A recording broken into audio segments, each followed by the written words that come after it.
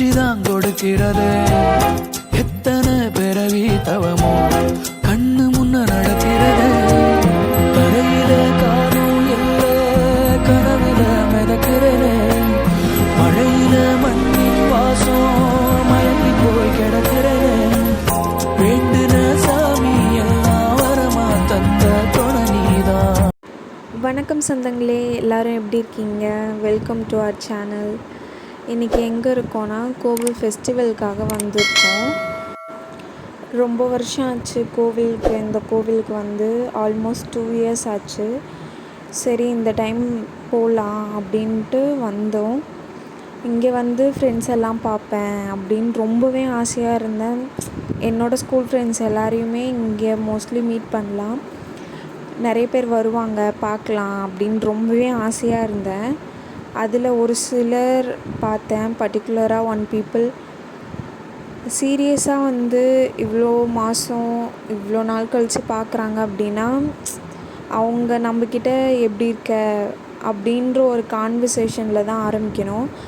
But அவங்க behave பண்ணதே சரியில்லை. 2 years ஆச்சு மேரேஜ் ஆகி. அதனால் குழந்த இல்லையான்னு, சரி குழந்த இருக்கா அப்படின்னு கேட்டாலும் பரவாயில்ல, கன்சீவாக இருக்கியா அப்படின்னு கேட்டாலும் பரவாயில்ல, என்ன எங்கே இருக்க, என்ன ஒன்றும் இல்லையா அப்படின்னு வயிற்றை தொட்டு பார்க்குறீங்க. இதெல்லாம் எதுக்கு? குழந்த பெற்றுக்கிறதும் பெற்றுக்காததும் எங்களோட இஷ்டம்.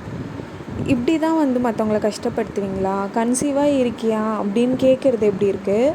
வயிற்றை தொட்டு பார்த்து ஒன்றும் இல்லையா அப்படின்னு கேட்குறது எப்படி இருக்குது?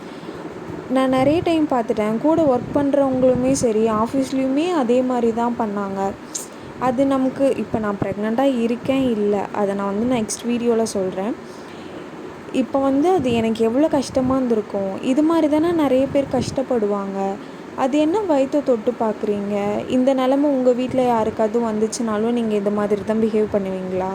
இல்லை உங்களுக்கே இது வந்திருந்தாலும் இப்படி தான் பிஹேவ் பண்ணுவீங்களா? மற்றவங்க நம்ம கேட்குற கேள்வி மற்றவங்கள எந்த அளவுக்கு கஷ்டப்படுத்தும் அப்படின்றத யோசித்து பண்ணுங்கள். இது வந்து நான் பொதுவாகவே பேசுகிறேன், எல்லாருக்குமே வந்து ரொம்ப கஷ்டப்படுத்தும். இது மாதிரிலாம் இருக்காதீங்க ப்ளீஸ். உங்கள் பிஹேவியரை சேஞ்ச் பண்ணிக்கோங்க. நான் ரொம்ப ஹாப்பியாக கோவிலுக்கு வந்தேன். ஆனால் இது மாதிரி கேட்டதுலேருந்து என் மைண்ட் ரொம்பவே அப்செட் ஆகிடுச்சு. அதுக்கப்புறம் நானும் சரியாகவே எனக்கு வீடியோஸ் எடுக்கணும் அப்படின்ற இன்ட்ரெஸ்ட்டுமே இல்லை. கேமராமேன் தான் வீடியோஸ் எடுத்துகிட்டு இருந்தார் அவங்க பாட்டுக்கு. அதுக்கப்புறம் கோவில் உள்ள போயிட்ட பிறகு பாண்டி சார் வந்து புளியோதரை வாங்கலான்னு போய் க்யூவில் நின்றுட்டு இருக்கார். அப்புறம் அவங்க வாங்கிட்டு வந்த பிறகு சாப்பிட்டுட்டு கோவிலுக்குள்ளே நாங்கள் மோஸ்ட்லி வீடியோஸ்லாம் அதிகமாக எதுவுமே எடுக்கவே இல்லை. வீடியோஸ் எடுக்கலான்னு பார்த்தோம், பட் ஓவர் க்ரௌடாக இருந்தது. நாங்கள் வீடியோஸும் எடுக்கலை. எனக்கு மைண்டும் அப்செட் ஆகிடுச்சு. சரின்னு அப்படியே கோவிலுக்குள்ளேயே உட்காந்து புளி சாதம் சாப்பிட்டோம். நல்லா இருந்துச்சு புளியோதரை. ஆனால் பெருங்காயத்தூள் ஓவராக போட்டிருக்காங்க, என்னாலையுமே சாப்பிட முடியல. அப்புறம் பேலன்ஸ் எல்லாமே ஹஸ்பண்டும் அண்ணா அவங்க மட்டும்தான் சாப்பிட்டாங்க. அதுக்கப்புறம் பரதநாட்டியம் டான்ஸ்லாம் இருந்துச்சு, அது கொஞ்சம் நேரம் அப்படியே பார்த்தோம். ரொம்ப நேரம் நாங்கள் கோவிலில் டைம் ஸ்பெண்ட் பண்ணலை. ஒரு 1 hour 2 hours தான் கோவிலுக்குள்ளே இருந்திருப்போம்னு நினைக்கிறேன். அதுக்கப்புறம் கொஞ்ச நேரம் பரதநாட்டியம் அதெல்லாம் பார்த்துட்டு அப்படியே நாங்கள் ஏதாச்சும் ஸ்நாக்ஸ் சாப்பிட்லாம் அப்படின்னு சொல்லிட்டு போயிட்டோம். 2000 years later.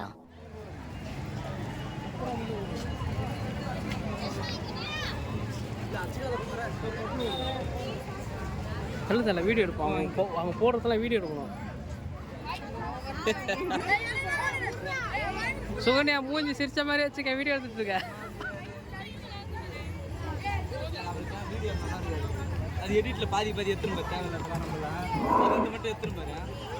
ஒரு 5 வயசு மதிக்கத்தக்க பெண் குழந்தை காவல்துறை அருகில் உள்ளது. அவங்க பெற்றோர்கள் ராஜசேகர் எங்கிருந்தாலும் அங்கே நாங்கள் ஸ்நாக்ஸ் சாப்பிட போகலான்னு போனப்போ குழந்தைய காணோன்னு அனௌன்ஸ் பண்ணிகிட்டு இருந்தாங்க.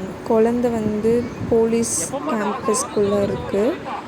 குழந்தைய வந்து யாரோ மிஸ் பண்ணியிருக்காங்க. ரொம்ப நேரமாக வந்து போலீஸும் மைக்கில் அனௌன்ஸ் பண்ணிகிட்டே இருக்காங்க. யாருமே வந்து அந்த குழந்தைய கூப்பிட்டு போன மாதிரியே தெரியல ரொம்ப நேரமாக. குழந்தைங்கள நம்ம கோவிலுக்கு கூட்டிகிட்டு வந்தோன்னா கேர்ஃபுல்லாக வச்சுக்கோங்க. எதுக்கு நீங்கள் குழந்தைங்கள தனியாக விடுறீங்க? 4 வயசு குழந்த, அவங்களுக்கு என்ன தெரியும்? நம்ம தான் கையை பிடிச்சி நம்ம தான் கூடயே வச்சுக்கணும். குழந்தையெல்லாம் இப்படி தொலைச்சிட்டு அசால்ட்டாக இருக்காதீங்க. எந்த க்ரௌடான ஏரியா எங்கே போனாலுமே குழந்தைங்கள எல்லாரையுமே சேஃபாக வச்சுக்கோங்க.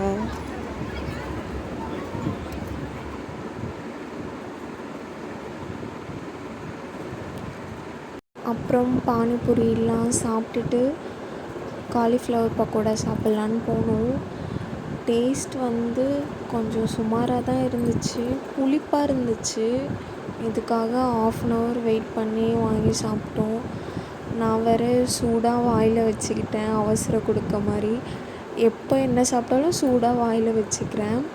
சூடாக சாப்பிட்டுட்ருக்கேன், அப்போ தான் அவங்க பாசத்தை காட்டுறேன்னு ஊட்டி விட்டுட்ருக்காங்க.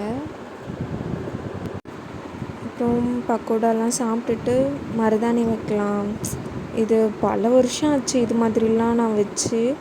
அதுக்கப்புறம் உங்கள் இஷ்டம் ஏதாச்சும் வைங்கன்னு சொன்னேன், அவங்க வச்சாங்க. நல்லா தான் இருந்துச்சு.